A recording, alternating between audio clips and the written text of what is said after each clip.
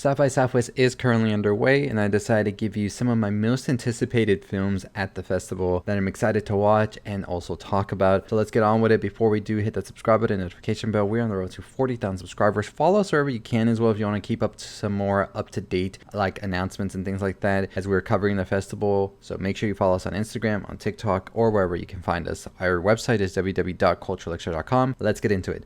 So let's go over the website right now. So I'm just going to go almost in order. So the first one's going to be Drop. This is directed by Christopher Landon, and it says a widowed mother on her first date in years arrives at an upscale restaurant where she meets her handsome date, but their chemistry curdles as she begins being irritated and then terrorized by a series of anonymous drops to her phone. This already has a trailer. You can check it out. I am definitely excited for this. Love Christopher Landon, and I'm excited. The trailer looks so good. Next one on the list is going to be Holland, directed by Mimi Cave, who directed Fresh, which I thought was really fresh. But this says, in this unpredictable thriller, Nancy is a teacher whose life with her husband in Holland, Michigan tumbles into a twisted tale when she and her colleague become suspicious of a secret.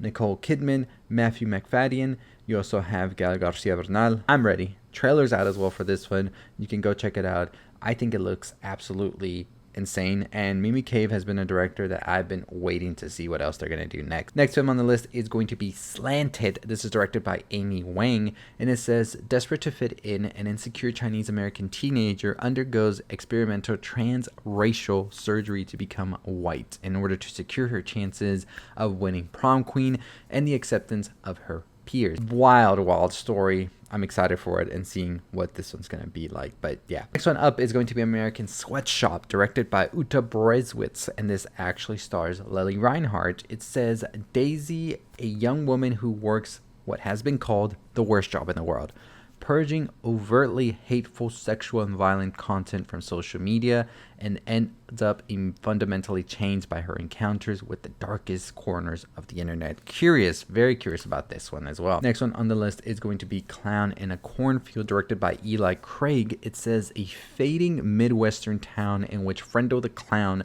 a symbol of bygone success, reemerges as a terrifying scourge. This is apparently based on a book that was a hit that came out a couple of years ago. I saw the trailer for this as well. I'm in, I'm curious, and I'm excited. Next one is going to be Life Hack. I always like these movies that take place between computer screens. This one is directed by Ronan Corrigan, and it says 4 teenage slackers attempt a multi-million-dollar Bitcoin heist from their bedrooms only to spiral into the darkest corners of the internet in a danger beyond their computer screen. I'm excited for that. Okay, so let's keep on moving on. But I mean, movies and all of that, great at South by, but experiences and activations are where it's at as well. So let's talk about that in another video, so stay tuned for that. But let's move on to the next film that I am excited to check out, and that is going to be the film Hallow Road, directed by Babak Ambari. This stars Rosamund Pike, which gets me excited because I think Rosamund Pike's so underrated. Two parents enter a race against time when they receive a distressing late-night phone call from their daughter after she caused a tragic accident. Looks great. So I'm excited about that one as well there. We also have A Dead Lover. This is a movie I was very excited to hear about at Sundance. I didn't watch it there because, of course, didn't make it out to Sundance. But let's talk about Dead Lover, directed by Grace Glowicki. A lone gravedigger who stinks of corpses finally meets her dream man, but their affair is cut short when he tragically drowns at sea. Grief-stricken, she goes to morbid lengths to resurrect him, resulting in grave consequences and unlikely love. It also stars the director Grace Glowicki. So, moving on, the next film is going to be 40 Acres, directed by R.T. Thorne, and this actually stars Daniel Deadwyler, who's also going to be in another horror film, The Woman in the Yard, later this month. Haley Freeman and her family are the last descendants of African-American farmers who settled in Canada after the Civil War. In a famine-decimated near future, they make one last stand against a vicious militia hell-bent on taking their 40 acres.